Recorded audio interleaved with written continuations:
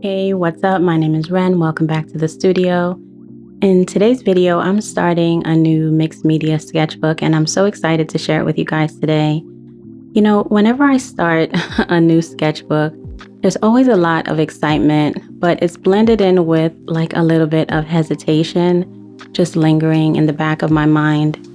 So today I want to share with you how I'm breaking through that hesitation.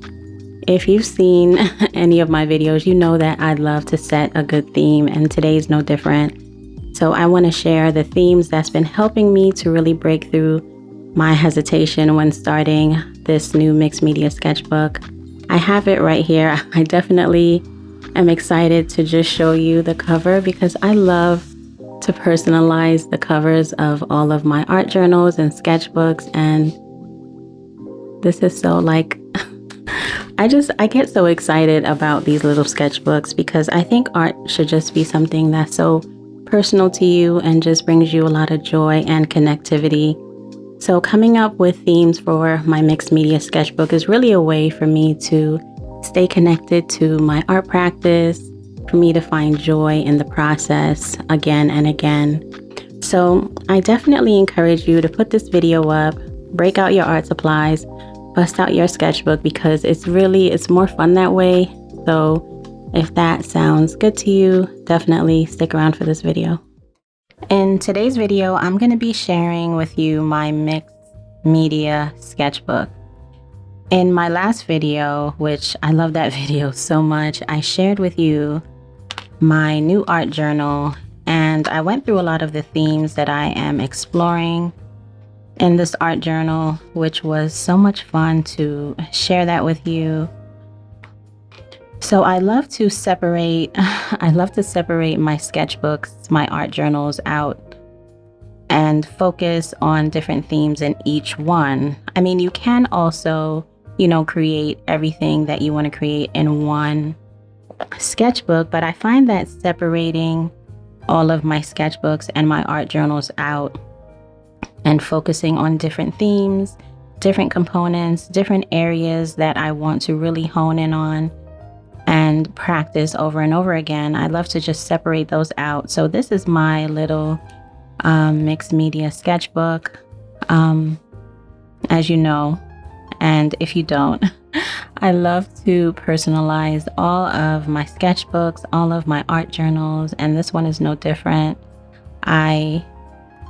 As you can see, I'm opening a bow here because I want to experience this mixed media sketchbook sort of as a treat and a present to myself. So I tied this little bow around it just to make the process a lot more fun for me.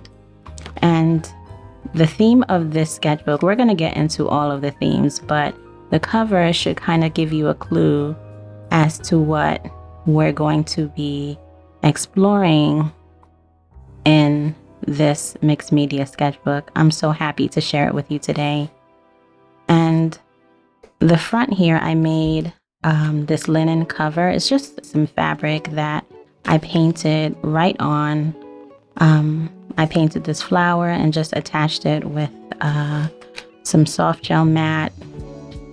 And when I open it up, this is actually the front page of the mixed media sketchbook that I also attached some linen pieces that I painted onto. And in this sketchbook, let me open it up and show you.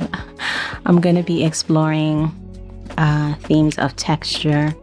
And if you've seen my sketchbook tour, I did sort of get into this theme before. I have my sketchbook right here.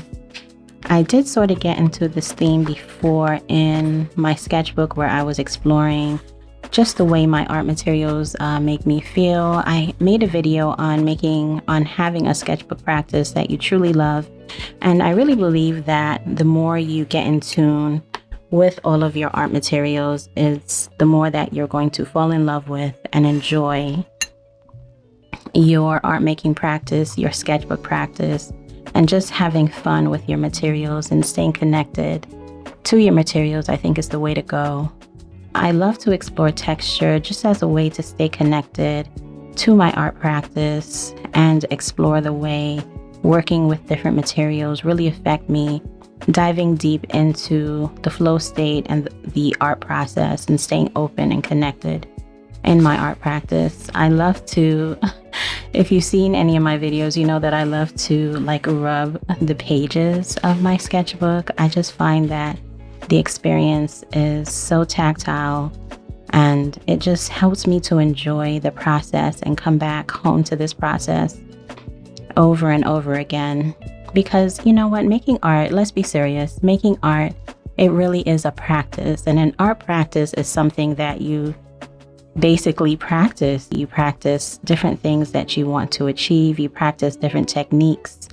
You practice with different materials, but you're doing a lot of repetitive tasks over and over again. And I think, you know, any way that you can make your art practice more enjoyable for you, more fun for you, take the pressure off of your creative practice.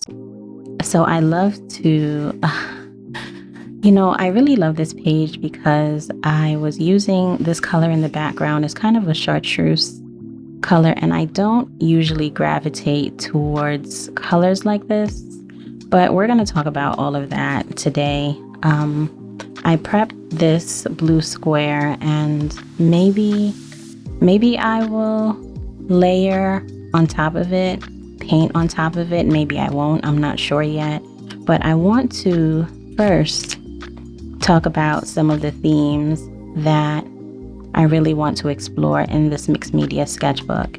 And I wrote all of them out here. And if you watched my last video, I also shared with you the themes of that art journal.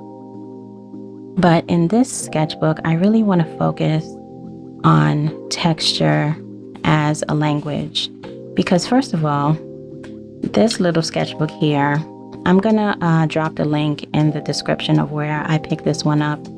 It's cotton root paper. I picked this up on Amazon, and the paper itself in this sketchbook is really layered, textured. It's like deckled edge paper. It's just really tactile to work with, and it really got me excited.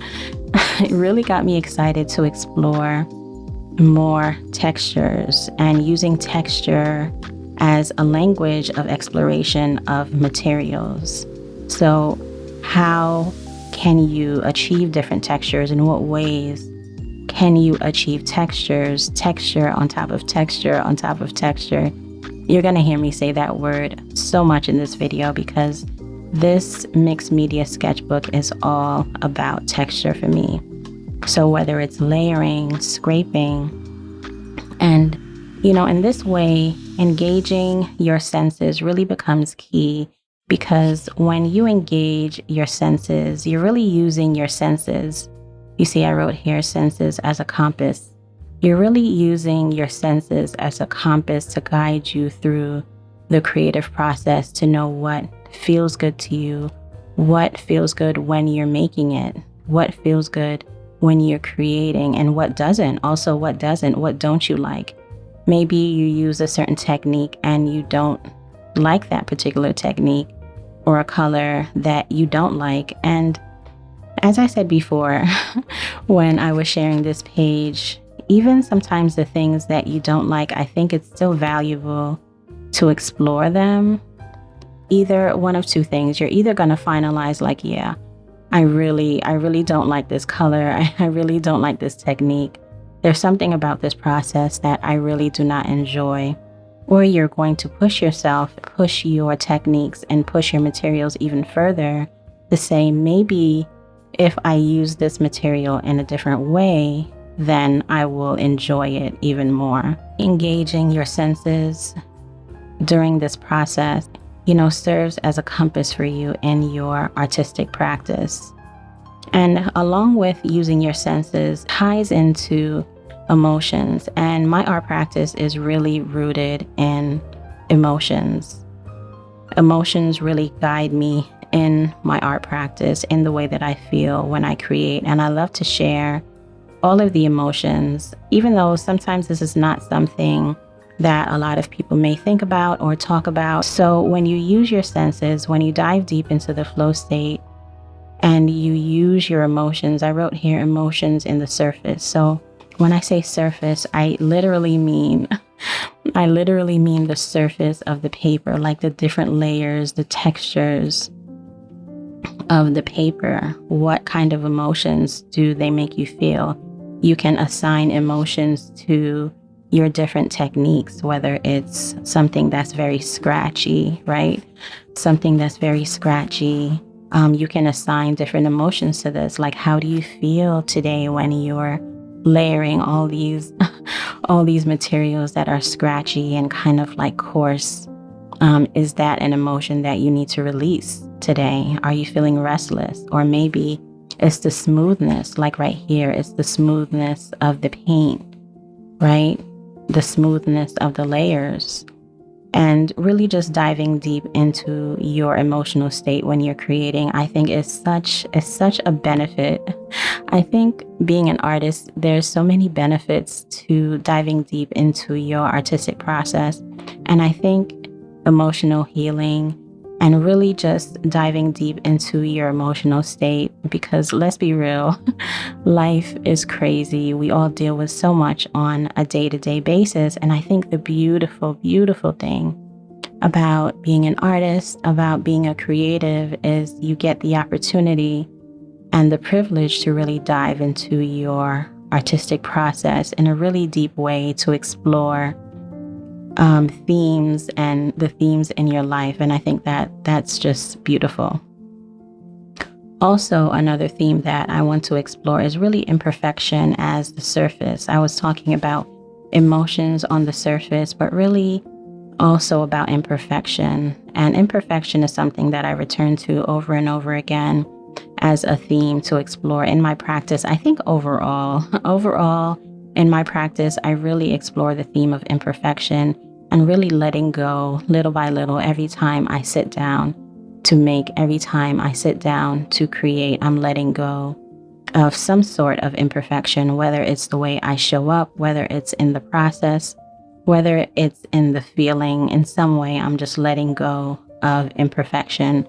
And I think when you work with materials, sometimes I think there's just, I don't know, is it like wanting to control, the process? And when you work with paint, especially watercolor, I think one of the main things that working with paint teaches you is that you do not have control. The medium that you're working with, the material that you're working with, has the control. So you just release and you just go with the flow.